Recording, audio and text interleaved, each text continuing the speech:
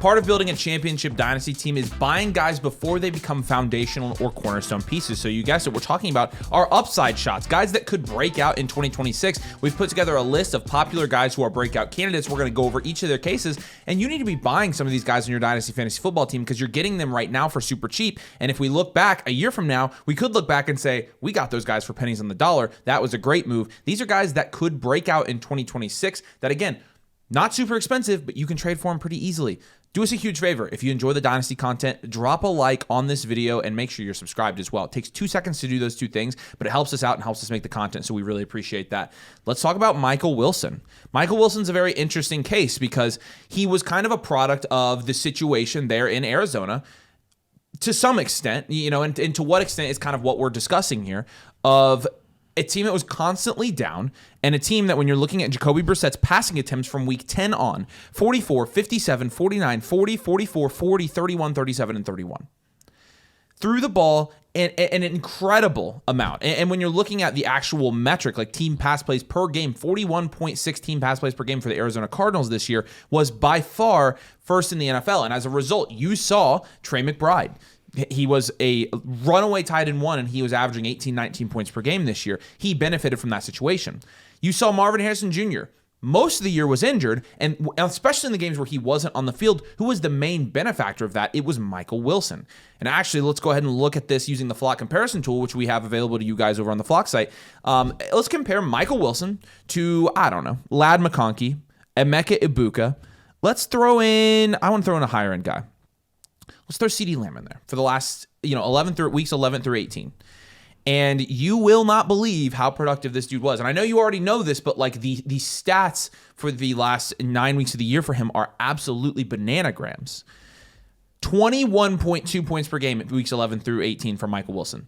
That's second in the league compared to Ladd McConkey's 7 points per game, and Emeka Ibuka's 6 points per game, and CeeDee Lamb's 13.8 points per game. Just random comparisons. I was picking guys out that are ranked much higher than him. In targets, 11 per game, third in the league. 26.8% target share, 13th in the league. Third in receptions, second in receiving yards, 7th in touchdowns. This is where it gets interesting, and this is where I think you can build an argument against Michael Wilson. If he was 26th in yards per target, I'm not super worried about that. 30th in yards per route run was still good. The only trailed CeeDee Lamb of the guys we're actually comparing here. And then in routes, he was, of course, 5th in the NFL, ran 33 per game. And you can make the argument that the denominator of the yards per route run, the route run part of it, is why his yards per route run is actually low, is because he was running so many routes that even though he was extremely productive, that big number on the bottom of that equation was always going to bring down that ratio. And I think that's a fairly good argument, but the fact of the matter is Michael Wilson, regardless of what you see analytically, when you watched him on the field during that time span, he was just absolutely electric and looked really good. Michael Wilson's an interesting one because when he came out, he was kind of somebody, it was like everybody acknowledged that he had a really good skill set coming out of Stanford. The main knock on him was that the fact that he really couldn't stay healthy. But his first 3 years in the NFL, he actually played 16 games in 2024 and 13 games in 2023. He actually did better than I think you remember. He had 500 yards in each of his first 2 seasons on 58 and 71 targets respectively. And this year he had 126 targets and 7 touchdowns. And again, Michael Wilson finished this year as the wide receiver 10.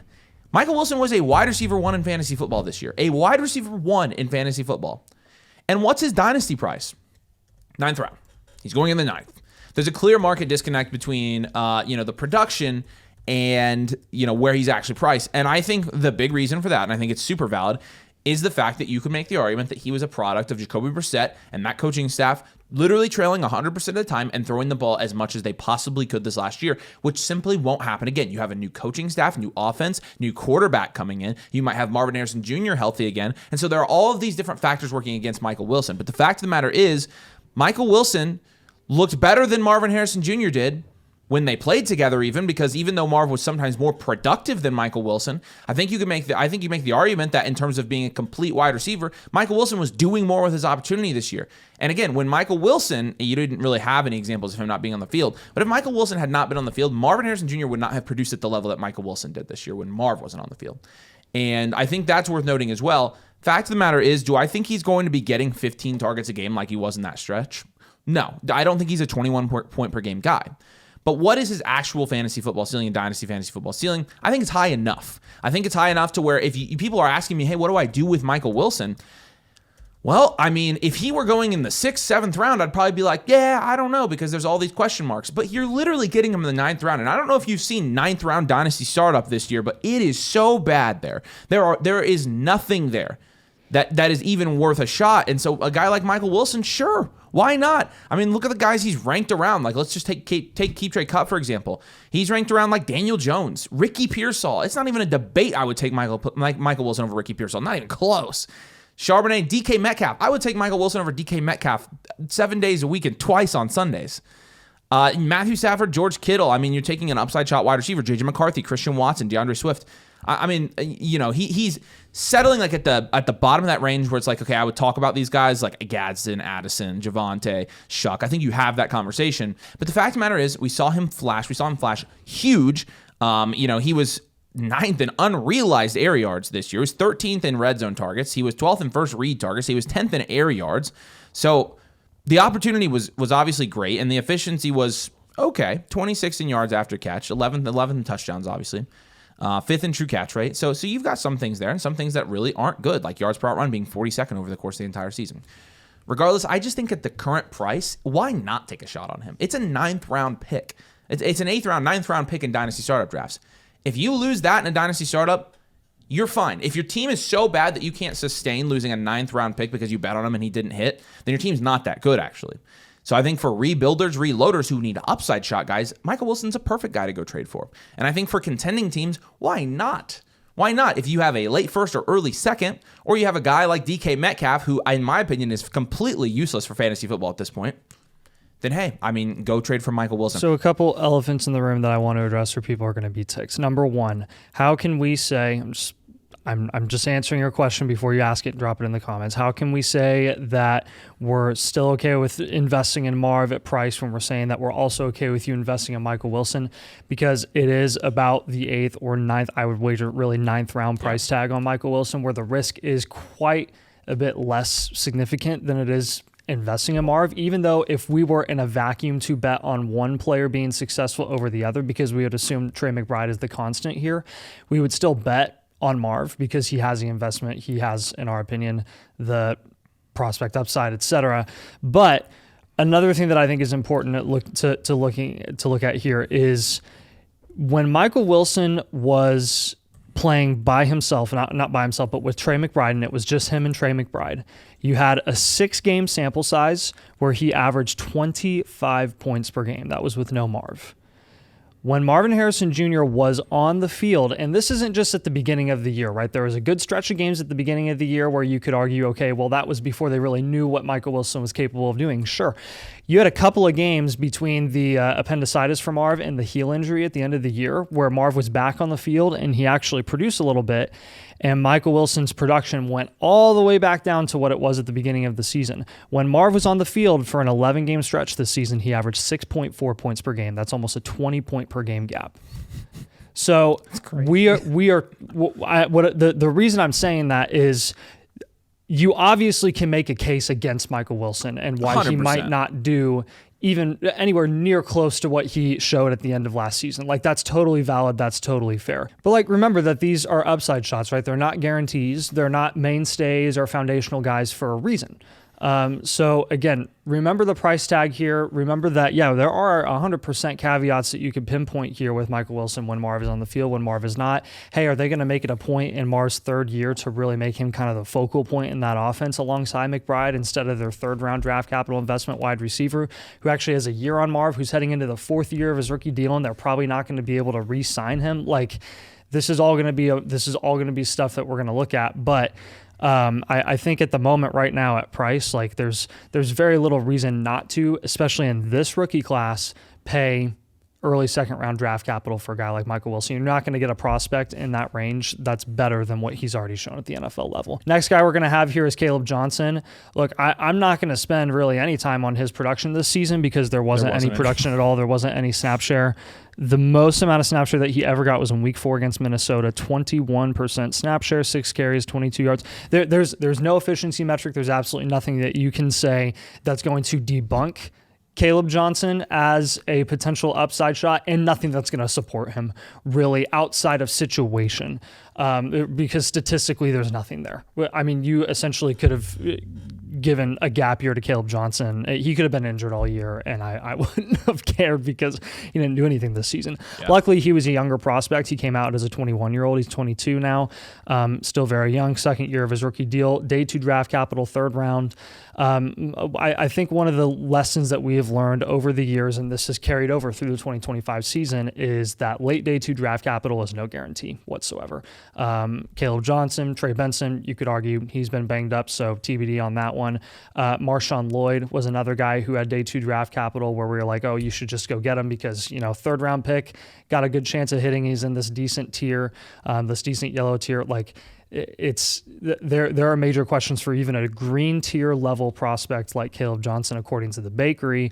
Getting that late third round draft capital where he almost fell to the fourth, had no receiving chops whatsoever, was a terrible pass blocker, and we knew that. Like, there were a good amount of red flags on Caleb Johnson that indicated that he might not be getting a lot of touches. Not to mention Arthur Smith hates your fantasy team, and so does Aaron Rodgers, and so does Mike Tomlin, by the way. Like, they hate rookies, and hate them. Yes, and this was the point, and this is one of the situational points that I was going to make for Caleb Johnson this season. I think I said this to you and Ryan like yesterday, but it was actually about DK Metcalf. It was totally unrelated to Caleb Johnson. Right. But I saw a mock draft where like Denzel Boston was mocked to the Pittsburgh Steelers. Yeah. And I was like, everyone and their mom in the Dynasty community is going to vomit when they see a first-round wide receiver mocked to the Pittsburgh Steelers, and I'll go get him because everyone thinks that this is the same offense and is going to be the same offense, and they will forget that it is a Mike McCarthy-led offense, which historically speaking is it could not be any different. It's literally night and day the way that McCarthy operates his offense versus how Mike Tomlin has operated his offense since he came into the league and has been a coach for 20 years. Another blessing that came after Greg Roman getting fired from LA is that Arthur Smith is no longer in the NFL at all. He's not going to be ruining any fantasy assets whatsoever, at least in 2026. And we get to play him next year at home. And we get to play him next year at home with Ohio State. So that'll be an interesting one. But I truly believe that when Mike McCarthy comes into this offense, and when you look at the issues that that the Steelers have had for dang near, it almost feels like a decade. Yeah. Like, not quite a decade, but really since the glory days of like Le'Veon Bell, Antonio Brown, and Ben Roethlisberger before he kind of faltered. Like they've had a lackluster offense that's not explosive for a really, really, really long time. And I don't think it's just coincidence that they decided to go out of their way as an organization and kind of break the head coaching hiring process that they've had since the existence of their franchise.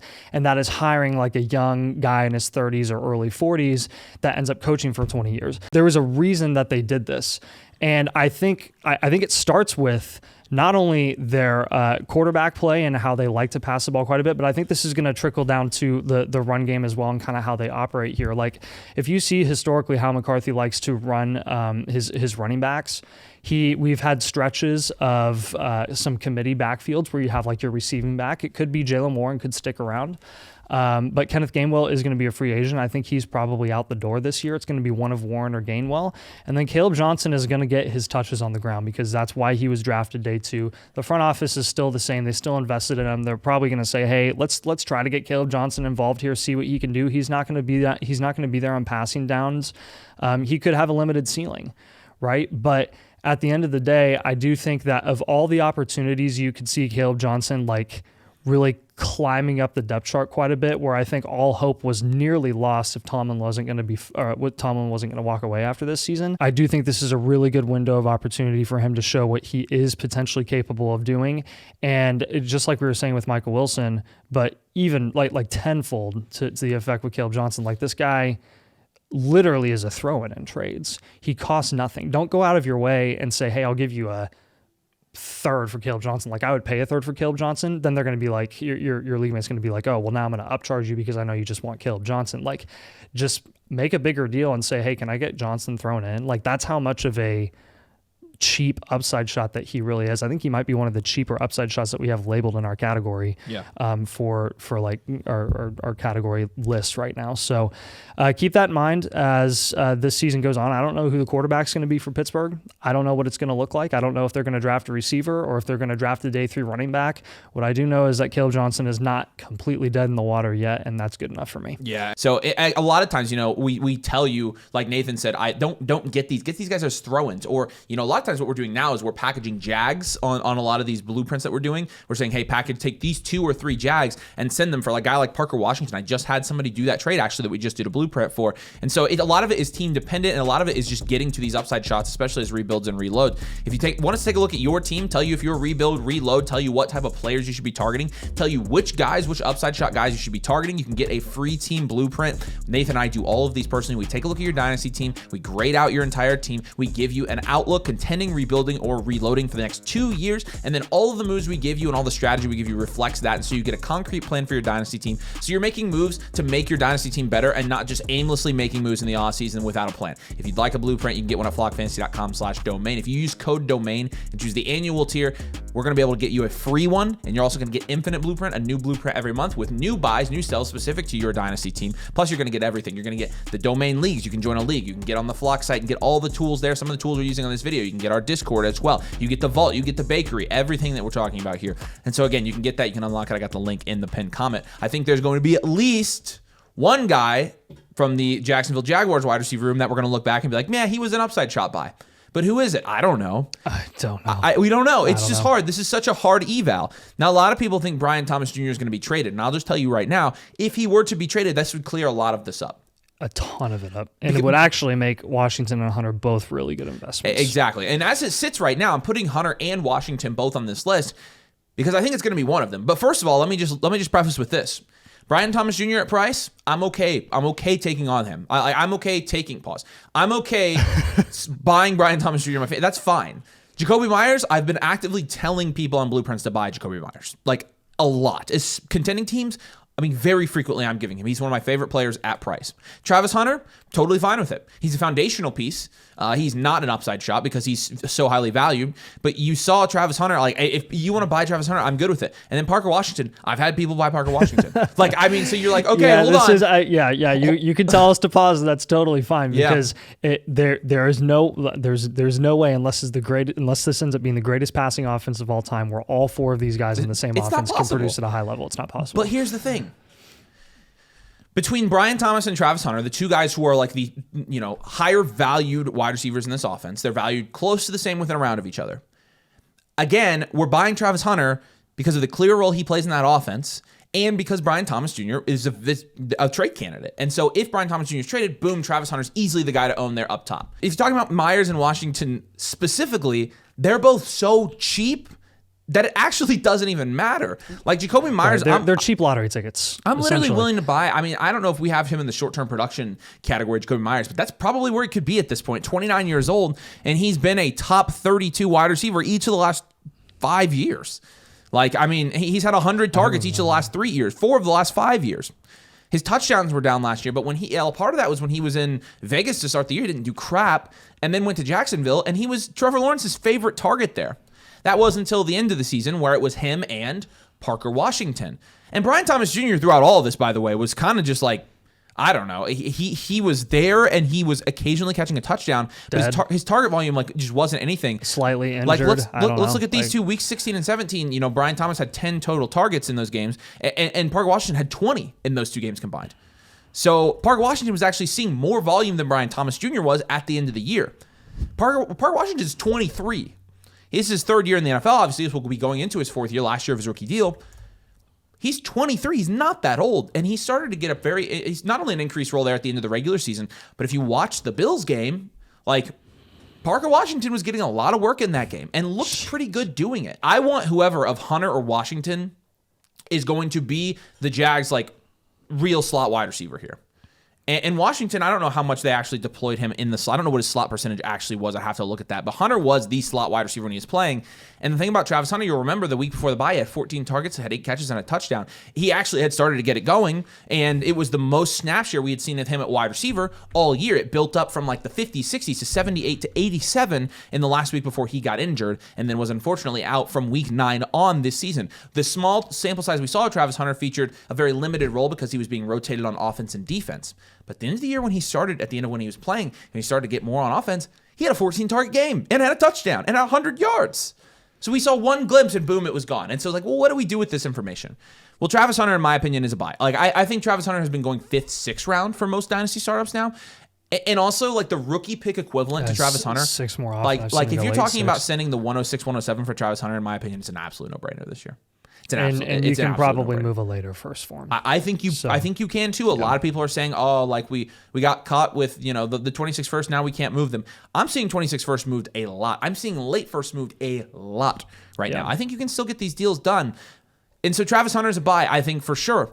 But the fun thing about this is Parker Washington is so freaking cheap that you can just have both of them. And you can have an insurance plan if you want to. And I actually don't mind this strategy sometime in Dynasty where you buy a high-end player and you buy the guy who could potentially take the production away from him as well because the other guy is so cheap. We're talking about 11th round for Parker Washington. He's going around Trey Benson, Brenton Strange, Jaden Reed, DJ Moore, Troy Franklin, Rico Dowdle. Like, sure, take that shot. I like Rico actually as a free agent. I like Terry down here. I like Algier down here. There are other guys I like. And Parker Washington has risen quite a bit in value the last couple weeks. But at the same time, I want to own this slot wide receiver. Number one, the Liam Cohen offense is going to produce a slot wide receiver that scores a lot of fantasy points. Pretty much always does. We know that. And so which one's it going to be? I don't know. But at the same time, I don't really care because I think you can have both of them pretty comfortably on your dynasty team. And so if you have Travis Hunter, go trade for Parker Washington. If you have Parker Washington, I don't think you necessarily have to trade for Travis Hunter, but I like Parker as an upside shot. I think he played really well. I think the analytics don't necessarily speak to how well he was actually playing at the end of the year and how involved he was. But if Travis Hunter comes back and takes that Parker Washington production, then we're going to be talking a lot about Travis Hunter being a very good dynasty asset next year as well. So next guy we're going to have here is a quarterback who really quietly at the end of the season started looking real nice. Like real nice. In a bad situation, one of the worst situations in the league, Cam Ward actually started to be more consistent and showed more consistent passing volume, accuracy, etc. I mean, really a tale of two halves for Cam Ward. When you look at the beginning of the season, like before the bye week, his best game was 13 points, a lot of single-digit games, and then you had a 20-pointer. You had more consistency at the end of the season, a couple of good showings against Seattle, New Orleans, etc. Look, this is a case where I think it looks ugly at face value because Robert Saleh was just hired as the new head coach there.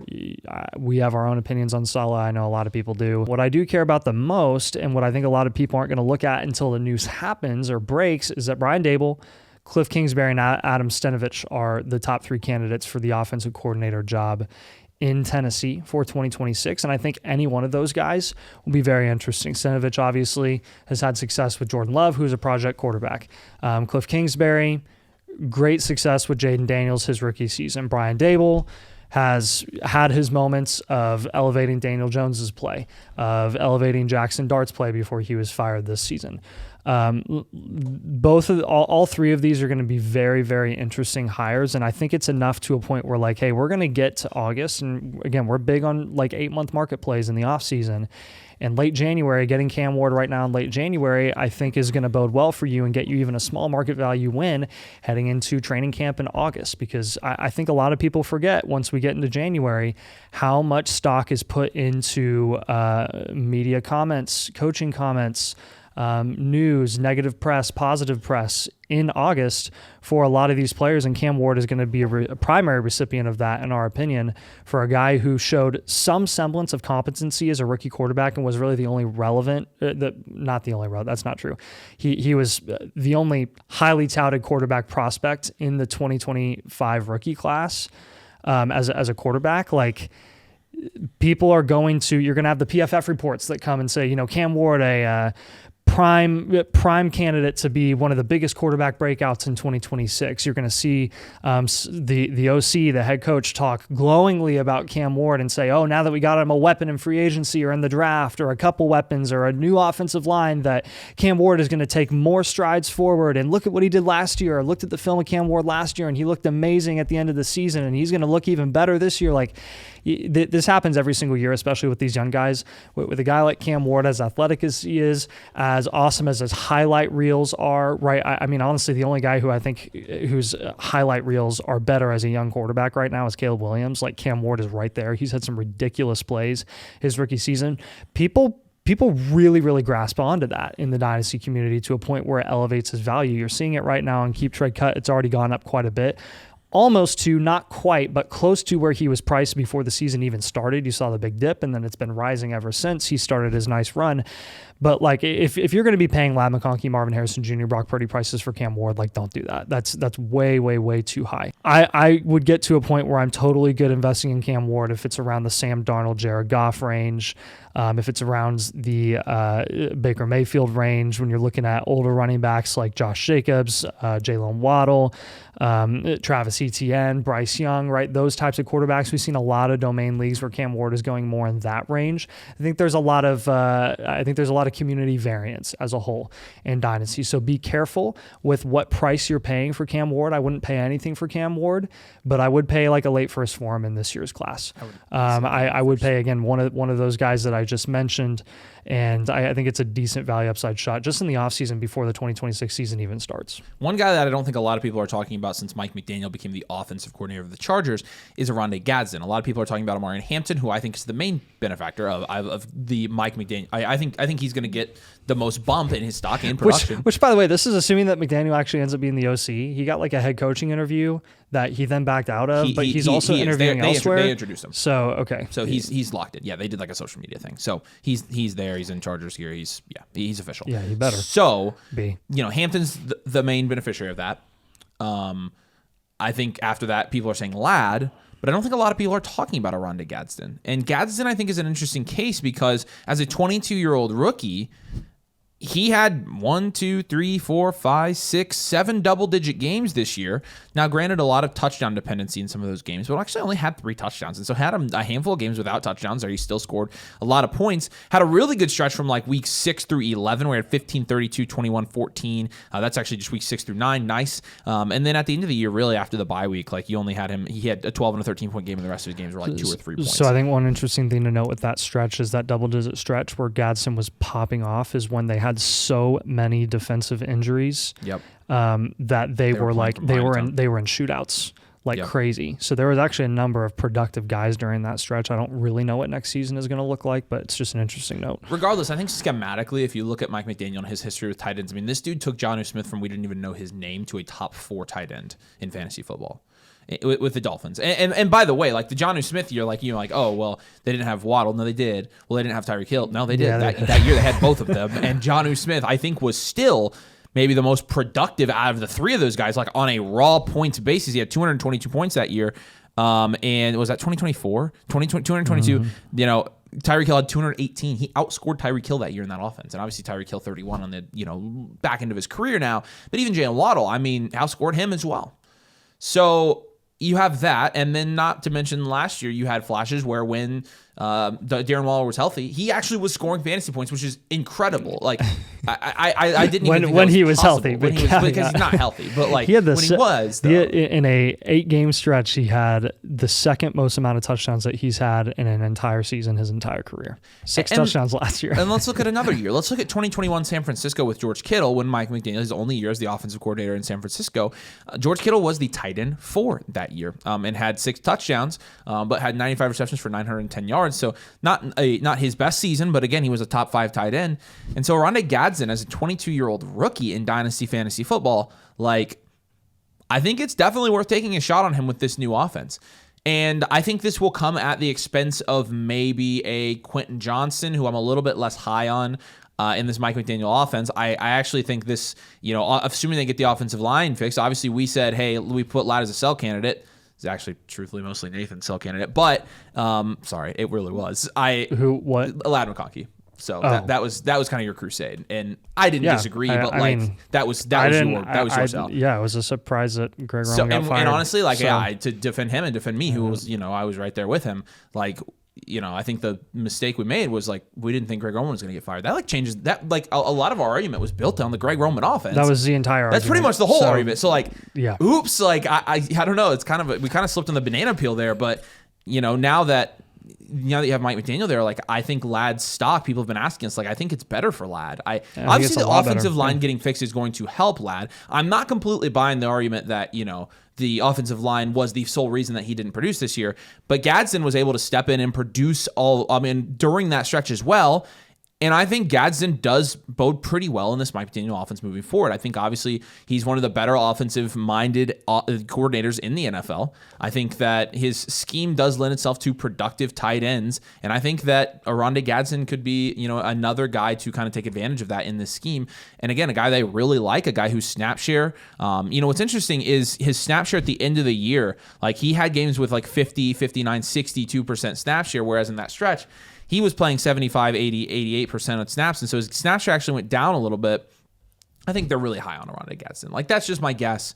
And I think Gadsden is going to be somebody that, when it's all said and done, with the price, his current price in Dynasty, Kyle Manung guy, right there with Michael Wilson. So I'm talking about the same guys here. Daniel Jones, Ricky Pearsall, DK Metcalf. I would take shots on him over most of those guys.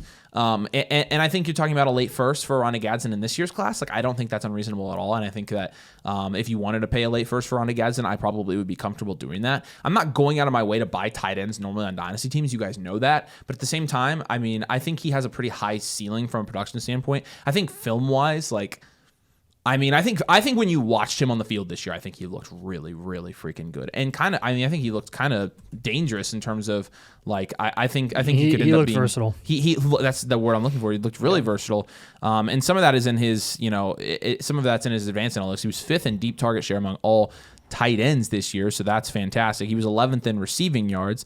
He was 12th in air yard share. He was 5th in average target distance. So again, not a, hey, I'm going to dump it to you 5-7 yards down the field or at the sticks. He was getting some pretty deep targets. He was 3rd in deep targets among tight ends. He was 8th in red zone targets. He was 4th in yards per target. He was 10th in yards per route run. So top 10 in efficiency as well. I think a lot of this, first in explosive rating among tight ends. So I think there's a lot here to like with Oronde Gadsden, who, again, he is 22 and a half years old, playing with Justin Herbert in a Mike McDaniel offense. I like generally buying players in good offensive situations anyways, and I think this Chargers one just got a pretty decent upgrade with hiring Mike McDaniel. And so with that, I think Gadsden's a pretty good, either throw-in or, you can go trade something for him on tight end needy teams. Say you're an enhanced value or an elite value team with an extra first and you don't have a tight end. Oronde Gadsden's a guy I'm willing to take a shot on at that point if you have a really late first or something like that. I think what might not have completely registered across the community at the moment is how huge this running back free agency class is going to be this season because of how minimal the running back talent is in the 2026 class. There are going to be a lot of big names like Walker, like Breece Hall, kind of the poster children for the running back free agency class this year, who are going to get solid money to be a lead running back somewhere, whether it's with their existing team or somewhere else. And then you have some lower guys like Tyler Algier, who pretty much, I don't know if there's anyone in the community right now who isn't on top of it with Tyler Algier, knows exactly what he's capable of.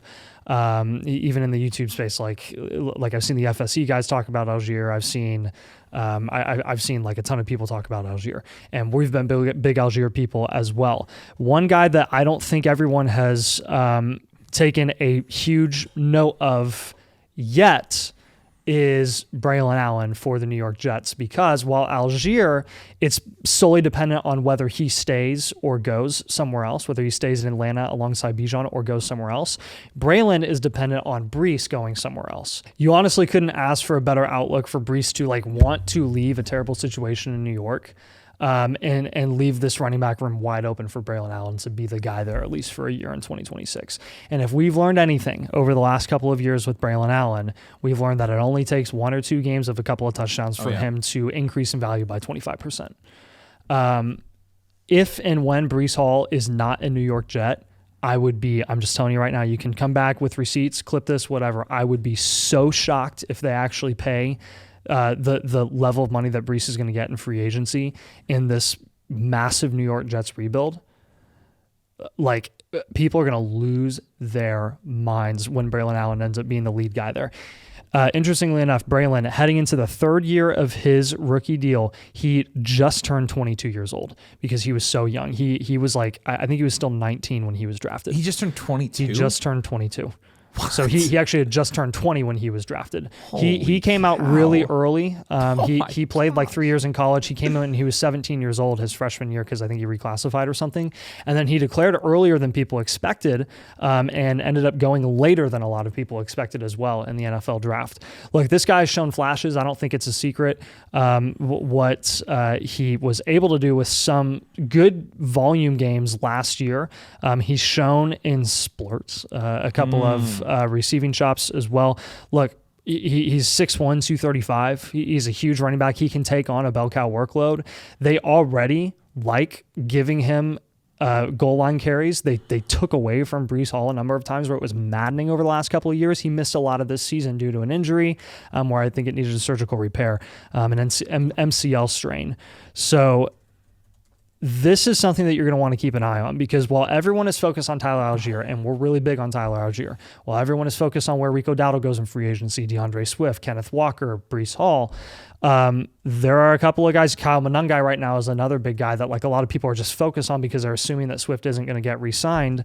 And Braylon Allen is just, he's the afterthought right now. He's not going to be the afterthought for long. I'm telling you right now. I don't know what it is about Braylon Allen, but I think it's because of his size. The community is obsessed with him when he starts producing.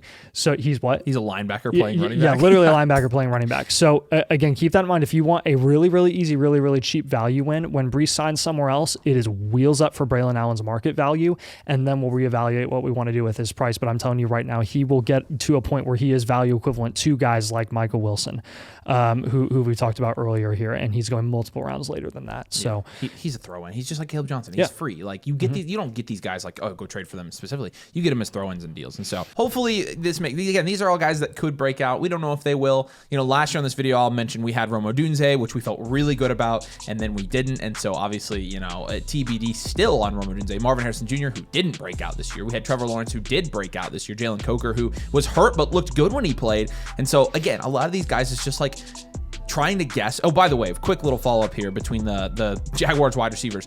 40% slot rate for Travis Hunter, 40% slot rate for Parker Washington, and 40% slot rate for Jacoby Myers.